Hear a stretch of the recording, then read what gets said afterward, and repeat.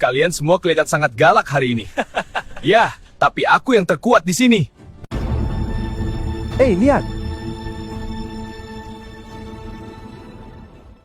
Aku membawa surat dari Prabu Jalasengara.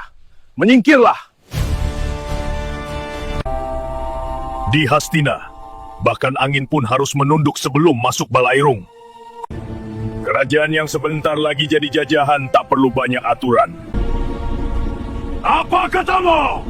Sampaikan pada rajamu. Pringgala memberi pilihan. Tunduk atau binasa. Aku utusan Prabu Jalasengara. Ingin bertemu Drestarastra. Diam! Orang rendahan sepertimu mana pantas bertemu raja kami. Cukup! Ada apa ini? Lepaskan dia. Siapa kau yang berani bicara seperti itu di halaman Hastina? Di negeriku, pesan disampaikan dengan tata krama. Aku hanya pembawa pesan. Tapi pesan ini adalah perintah. Berikan surat itu padaku. Tidak, aku hanya memberi ini kepada raja yang berkuasa. Jadi kau ingin tahu kekuasaan itu seperti apa? Inilah kekuasaan yang berdiri di hadapanmu saat kau tak bisa bernapas.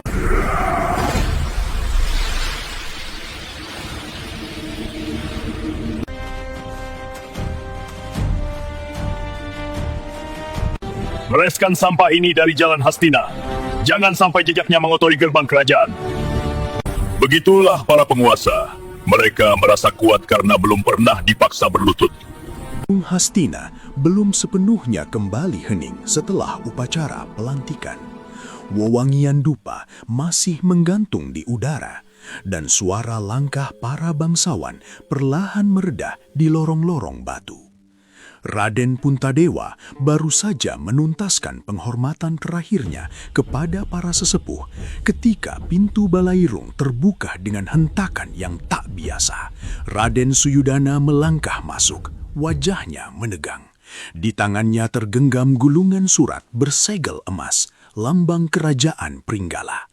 Raden Yamawidura yang sejak tadi berdiri di sisi Adipati Dretarastra menerima surat itu dengan raut curiga. Segel dihancurkan, gulungan dibuka. Keheningan mendadak jatuh ketika ia mulai membaca isinya. Wajahnya mengeras. Prabu Jalasengara, ia menantang Hastina.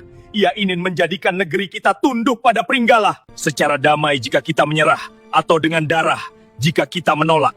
Adipati Dretarastra mengepalkan tangan, napasnya berat. Kurang ajar Jalasengara. Sangkuni! Patih Sangkuni melangkah maju dengan senyum tipis yang sulit dibaca.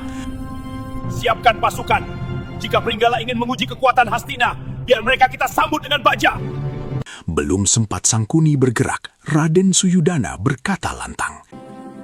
Paduka, izinkan saya menjadi senapati. Demi Hastina, saya siap memimpin perang. Namun Sangkuni menggeleng pelan, matanya menyapu seluruh ruangan sebelum berhenti pada sosok Puntadewa. Menurut hamba, Raden Puntadewa lebih tepat memimpin. Ia calon Raja Hastina. Bukankah seorang calon raja harus mampu melindungi negerinya? Gantung seperti jebakan. Raden Yamawidura segera menatapnya tajam. Sangkuni, jangan bermain api. Aku tahu apa maksudmu. Kau ingin mencelakai keponakanku. Kanjeng Yamawidura, janganlah berburuk sangka. Bukankah Puntadewa sudah membuktikan diri saat menaklukkan Pancala? Atau apakah menurutmu keberhasilan itu hanya kebetulan? Ketika menaklukkan Pancala, ia hanya memimpin adik-adiknya, bukan puluhan ribu prajurit. Justru itu waktunya membuktikan apakah ia hanya jago memimpin keluarga atau benar-benar layak memimpin kerajaan. Semua mata beralih pada Puntadewa. Pemuda itu berdiri tegak, wajahnya tenang, namun sorot matanya memancarkan keputusan yang sudah bulat. Ia maju selangkah. Paman Yamawidura, aku mengerti kekhawatiranmu. Tapi bila negeri membutuhkan, aku tak boleh bersembunyi di balik perlindungan siapapun. Lalu, Ia memohon di hadapan Dhritarashtra.